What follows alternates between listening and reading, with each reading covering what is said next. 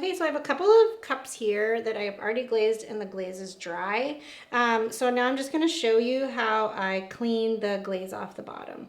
So this is an example of a cup where the wax resist that was applied worked like a charm. So I really have no cleanup to do on this one. So, but I do have one right here that does need cleanup. So that's the one I'm going to show you.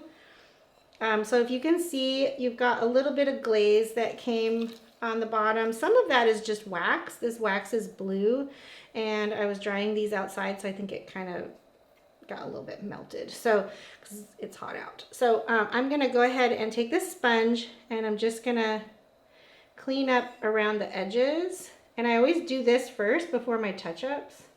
And I clean my sponge frequently. A lot of times when I hear people say it doesn't work, it's because they are just using the same sponge for like 10 pieces and they never re-dip it. So that spot right there is a spot I'm gonna have to touch up. I'm not gonna worry about it right now. First, I'm gonna clean the glaze off all the areas I don't want glaze. And that's just kind of wax right there, so I'm okay with that.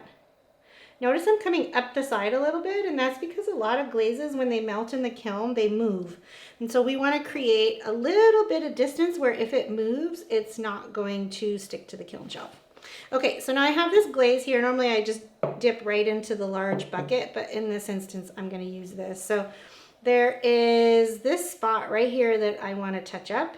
So if I take glaze and I just brush it on, it's not going to go on thick enough. So what I want to do is I want to dip my brush in, and then I'm just going to drop it on there until it reaches at least the height of the glaze around it. If there is still a little dip there, you have not put enough glaze. So now I'm just going to, just because I got a hair out of the way. And you might wonder, why am I doing my touch up after I clean and then I have to clean anyway? It's because sometimes we have to touch up here and my hand is holding it, and then I might mess up the touch up, and then I'm just doing this touch up dance. So that's pretty much how I clean the bottoms and touch up my glaze.